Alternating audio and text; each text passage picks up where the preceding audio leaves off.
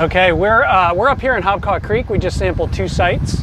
We do one down by Hobcaw Plantation, another one up here by the Ion Creek Club. Hobcaw is a really special creek. You've got a lot of really healthy marsh around the creek, which is nice. You know, the marsh habitat is just absolutely critical for the health of, I mean, you name it. Any kind of important fish or bird species that call the low country home probably has part of its life cycle here in the salt marsh. And so Charleston County especially has quite a bit of it. So it's important that we protect it and preserve it and make sure that it's got room to move around as sea levels rise and climate changes. You know, a lot of times what you see is the built environment will come right up to the marsh, and there'll be hard structure, riprap, there'll be seawalls and that sort of things that don't allow the marsh to move around in response to rising sea level. Here in Hobcaw Creek, we've got some protected property as a buffer that the Port of Charleston owns. And so this marsh here has room to migrate as sea level rises.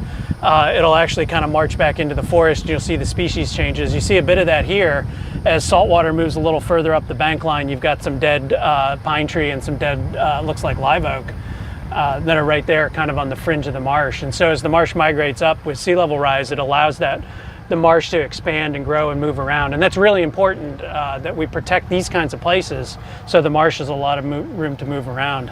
I think another thing to understand about our salt marsh, and this is really sad, but a lot of it, especially in urban and suburban areas around the peninsula especially in urban areas around the peninsula and suburban areas like this in Hobcaw Creek, a lot of the marsh, even though you can't see it, is full of plastic debris, and it's almost always single-use items. It's bottles, bottle caps, bags, styrofoam, that kind of stuff. Single-use convenience items. You just can't see it because it's trapped down in the marsh grass. And so if we were to get out here and muck around with boots on, we would find all kinds of plastic debris. That's why it's important that you refuse single-use plastics as much as possible. It's why we've been big advocates for the single-use plastic bans all around the Charleston area and really all around the state.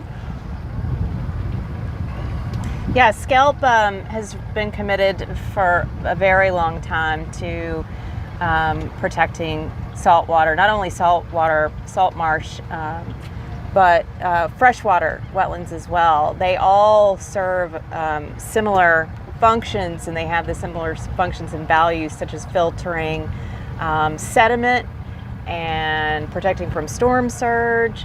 And it's just a critical part of, you know, as we deal more with flooding issues, we need to really focus on that. So when a developer or, you know, property owner obtains a permit from DHEC or the Corps of Engineers, you know, there's very strict standards, especially for salt marsh, but there's still projects that are proposed, and we monitor for those projects and, you know, many times challenge those in the administrative law court. So it's really something we focus on down here along the coast and the wetlands across the state, but definitely down here where we are now. So.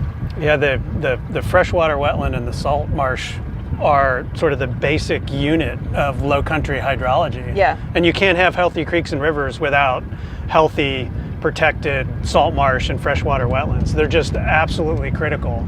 You know, you don't wash a car from the top down, right? You wash a car from the top down, you keep the top clean. If we keep the wetlands clean and healthy, we keep the rivers and creeks clean. So. Yeah.